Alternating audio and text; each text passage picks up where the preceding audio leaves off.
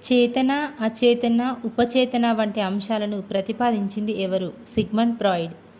లక్ష్యం కలిగి ఉండటం అంటే అర్థవంతంగా పనిచేయడమే అని అన్నది ఎవరు? John Dewey. ఒక విద్యార్థికి బాగా జ్వరం వచ్చి పొంగు వచ్చింది. అతని తల్లిదండ్రులు అది అమ్మవారు, వైద్యం అవసరం లేదన్నారు. కానీ అది వైరస్ వలన వచ్చిందని డాక్టర్ దగ్గరకు తీసుకెళ్లమని ఆ విద్యార్థి ఒప్పించాడు. సంఘటన బోధనా లక్ష్యాలలో ఏమై ఉంటుంది? అన్వయం.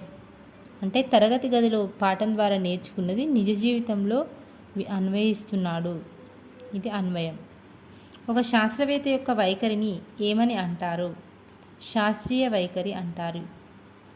హ్యూరిస్కో అనగా అర్థం ఏమిటి? కనుక్కోవడం.